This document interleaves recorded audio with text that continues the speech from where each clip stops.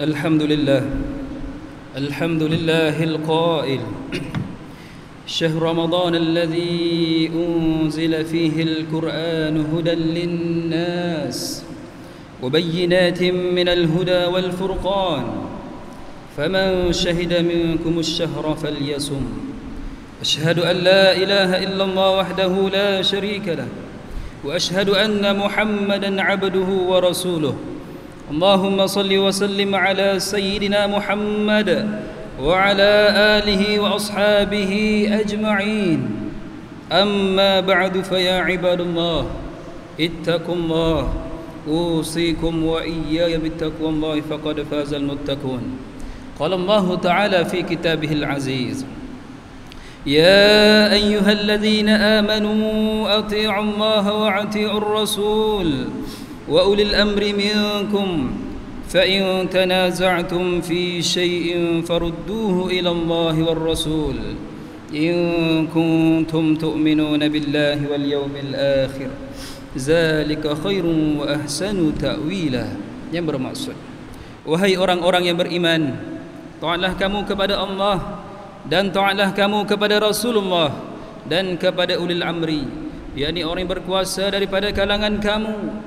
Kemudian jika kamu berbantah-bantah, yakni berselisihan dalam sesuatu perkara, maka hendaklah kamu mengembalikannya kepada kitabullah, yakni Al-Quran dan sunnah Rasulnya. Yang demikian adalah lebih baik bagi kamu dan lebih elok pula kesudahannya. Sidang Jumaat yang dirahmati Allah sekalian, marilah kita meningkatkan ketakwaan kepada Allah Subhanahu wa taala dengan bersungguh-sungguh melaksanakan segala perintahnya dan meninggalkan segala larangannya. Mudah-mudahan kita mendapat rahmat dan keberkatan hidup di dunia dan di akhirat. Khutbah pada kali ini akan memberkatakan tajuk meraihkan keberkatan bulan Ramadan. Firman Allah Subhanahu wa taala yang dibacakan pada awal khutbah tadi dalam surah Al-Baqarah ayat 185 yang bermaksud, masa yang diwajibkan kamu berpuasa itu ialah bulan Ramadan yang padanya diturunkan Al-Quran menjadi petunjuk bagi sekalian manusia dan menjadi keterangan-keterangan yang menjelaskan petunjuk dan menjelaskan perbezaan antara yang benar dengan yang salah. Oleh itu, sesiapa dari antara kamu yang menyaksikan anak bulan Ramadan atau mengetahuinya, maka hendaklah ia berpuasa bulan itu. Ma'asyiral muslimin rahimakumullah, sesungguhnya bulan Ramadan merupakan bulan yang ditunggu-tunggu oleh sekalian umat Islam, kerana bulan ini mempunyai banyak kelebihan berbanding bulan-bulan lain. Mereka yang melakukan amal ibadah pada bulan ini akan digandakan pahala, dihapuskan dosa, dimakbulkan doa, dan ditambah pula dengan adanya malam Lailatul Qadar, malam yang kelebihan beribadah di dalamnya lebih baik daripada 1000 bulan. Bagi mereka yang benar-benar menghidupkan bulan Ramadan ini, akan dibukakan pintu syurga seluas-luasnya untuk mereka, dan pintu neraka pula akan ditutup sehinggakan syaitan yang sering mengganggu manusia tiada ruang untuk merosakkan manusia pada bulan ini. Hal ini selaras dengan hadis yang diriwayatkan oleh Imam Muslim daripada Abu Hurairah radhiyallahu an, bahwasanya Rasulullah sallallahu alaihi wasallam bersabda yang bermaksud, apabila tiba bulan Ramadan, pintu syurga akan dibuka, pintu neraka ditutup, dan syaitan akan dibelenggu. Oleh itu, sebagai orang yang beriman, kita perlu mengambil peluang dan ganjaran yang diberikan oleh Allah Subhanahu wa taala di dalam bulan Ramadan ini. Kita perlu meraihkan kehadiran bulan Ramadan dengan berusaha menghidupkan bulan-bulan tersebut. Maka bagaimanakah caranya untuk kita menyambut dan meraihkan kedatangan bulan Ramadan yang mulia ini? Antaranya cara dan persediaan yang perlu kita lakukan untuk menyambut kedatangan bulan Ramadan ialah, yang pertama, perbanyakkan berdoa kepada Allah Subhanahu wa taala agar kita diberikan kesempatan umur yang panjang dan kesihatan yang baik untuk beribadah di dalam bulan Ramadan. Yang kedua, membuat persiapan rohani dengan senantiasa meningkatkan keimanan dan melahirkan keikhlasan hati untuk melaksanakan ibadah dalam bulan Ramadan, khususnya ibadah puasa. Kita perlu tunduk dan patuh dengan segala perintah Allah Subhanahu wa taala serta yakin akan ganjaran yang akan diperoleh sepanjang bulan Ramadan. Yang ketiga, mempelajari dan mengulang kaji ilmu tentang ibadah puasa dan amalan lain dalam bulan Ramadan. Hal ini dikatakan demikian kerana kefahaman dalam melaksanakan ibadah pada bulan Ramadan ini penting bagi memastikan amalan yang kita lakukan mengikut peraturan hukum yang berlandaskan syariat Islam. Yang keempat, merancang pelbagai amalan untuk dilakukan di dalam bulan Ramadan bagi memperoleh ganjaran yang besar di dalam bulan tersebut. Isilah setiap masa dengan amalan yang mendekatkan diri kepada Allah Subhanahu wa taala, seperti membaca Al-Quran, melaksanakan solat sunat tarawih, berzikir, bersedekah, qiyamul lail dan amalan-amalan lain. Dalam sebuah hadis yang diriwayatkan oleh Imam Al-Bukhari daripada Ibnu Abbas radhiyallahu an, beliau berkata yang bermaksud Nabi sallallahu alaihi wasallam adalah orang yang paling lembut, yang dermawan dalam segala kebaikan, dan kelembutan beliau yang paling baik adalah saat bulan Ramadan, ketika malaikat Jibril alaihissalam datang menemui baginda pada setiap malam di bulan Ramadan untuk membacakan Al-Quran hingga Al-Quran selesai dibacakan untuk Nabi sallallahu alaihi wasallam. Baginda adalah orang yang paling lembut dalam segala kebaikan, melebihi lembutnya angin yang berhembus. Yang kelima, membuat persediaan jasmani kerana badan yang sihat akan memudahkan kita melaksanakan pelbagai ibadah sepanjang bulan Ramadan. Namun, jika jasmani kita tidak sihat atau kita dalam keadaan sakit, maka agak sukar untuk kita melaksanakan ibadah puasa dan ibadah-ibadah lain. Akhirnya akan menyebabkan kita akan terlepas memperoleh ganjaran yang banyak pada bulan Ramadan. Yang keenam, berazam untuk meninggalkan dosa dan perbuatan yang buruk dengan senantiasa membersihkan hati dan bertaubat segala dosa yang telah dilakukan. Hal ini dikatakan demikian kerana bulan Ramadan merupakan bulan penyucian jiwa dan penghapus dosa, sebagaimana hadis yang diriwayatkan oleh Imam Ibnu Majah daripada Abu Hurairah radhiyallahu an, bahwasanya baginda Rasulullah sallallahu alaihi wasallam bersabda yang bermaksud, barang siapa yang berpuasa di bulan Ramadan kerana keimanan dan mengharapkan pahala, maka dosanya yang telah lalu akan diampunkan. Yang ketujuh, persediaan keuangan juga penting dalam bulan Ramadan, kerana orang yang berkemampuan dan berharta digalakkan untuk melakukan amalan bersedekah, terutamanya amalan memberi makan kepada orang-orang yang berpuasa. Hal ini selaras dengan hadis yang diriwayatkan oleh Imam At-Tirmizi daripada Zaid bin Khalid radhiyallahu an, bahwasanya baginda Rasulullah sallallahu alaihi wasallam bersabda yang bermaksud, sesiapa memberi makan orang yang berpuasa, maka baginya pahala seperti orang yang berpuasa tersebut, tanpa mengurangi pahala orang yang berpuasa itu sedikit pun juga. Sidang Jumaat yang dirahmati Allah sekalian, justru sebagai rumusan bagi mengakhiri khutbah pada kali ini, mimbar ingin menyeru jemaah sekalian bersempena kedatangan bulan Ramadan tahun ini. Marilah kita bersama-sama menghidupkannya dengan melakukan seberapa banyak amal ibadah.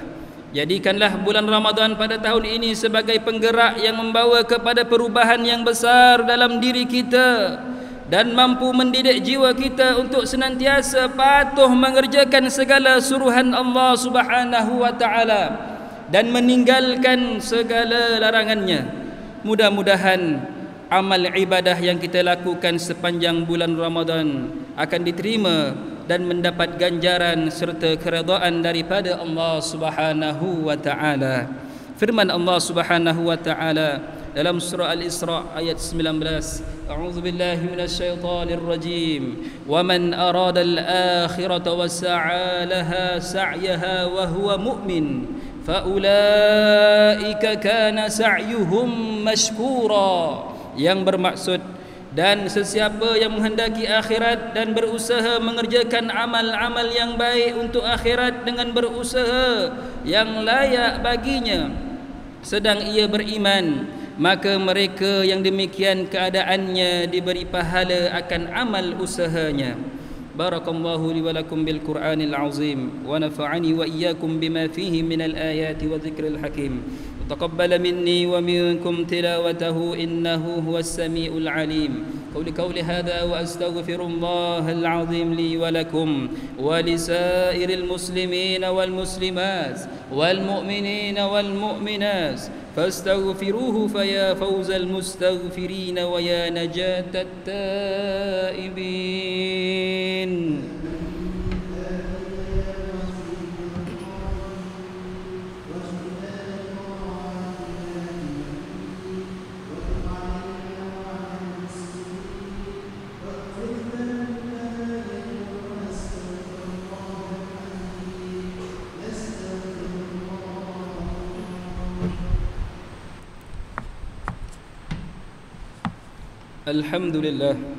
الحمد لله حمدا كثيرا كما أمر.